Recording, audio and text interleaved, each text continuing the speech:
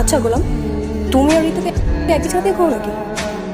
কি যে কোন না ভাবি, আমরা এক বিছানায় ঘুমাই না। মানে যেহেতু ম্যাডাম উপরে ঘুমাই আর নিচে।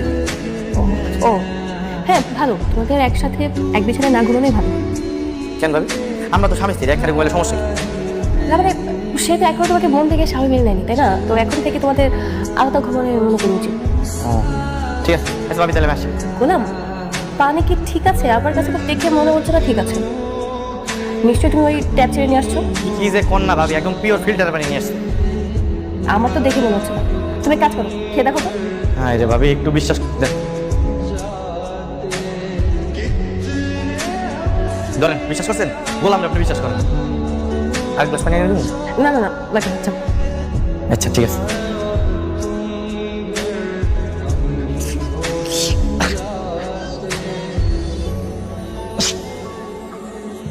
গোলাম, গোলাম, কি হয়েছে? তোমার কি শরীর অনেক খারাপ লাগছে? মানে আমি যে হঠাৎ করে কেমন ঠান্ডা ঠান্ডা লাগতেছে। তাহলে তুমি একটা কাজ করো, বালিশ নিয়ে উপরে চলে আসো, আজকে উপরে ঘুমাও। না না ম্যাডাম, আমি নিচে ঠিক আছি। সমস্যা নেই, আমি বলছি তো, আসো। না ম্যাডাম, আসলে আমার শরম করে। আর তাছাড়া আপনি মালিক মানুষ, আমি চাকর, এক বিছানের সম্মুখ কেমন দেখা যায় না। তো এই চিন্তা সেদিন রাতে কোথায় ছিল? সেদিন তো ঘুমের মধ্যে চিন্তা আমার বিছানায় এসে শুয়েছিল। ম্যাডাম আসলে ওদিন তো হুশ ছিল না। আমি ঘুমের মধ্যে যে কেমনে কখন আপনার বিছানায় চলে এসে আমার মনে নেই। তুমি চাইলেই কিন্তু আসতে পারো, সমস্যা নেই। ম্যাডাম সবাই জানে যে আপনি আমার স্ত্রী, আমি আপনার স্বামী, কিন্তু আমি তো জানি আপনি মনে মনে আমার স্বামী হিসেবে মানেন।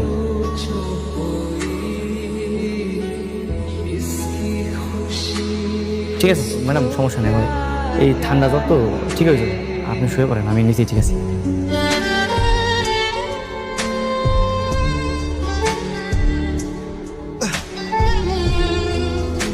আচ্ছা শোনো, কালকে আমার ফ্রেন্ডের বার্থডে, তুমিও কিন্তু আমার সাথে যাবে।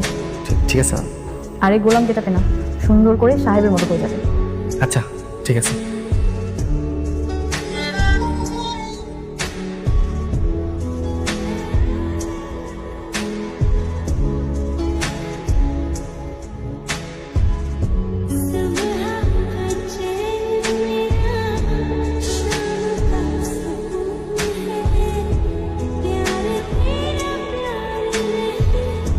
হ্যাপি বার্থডে ধরো।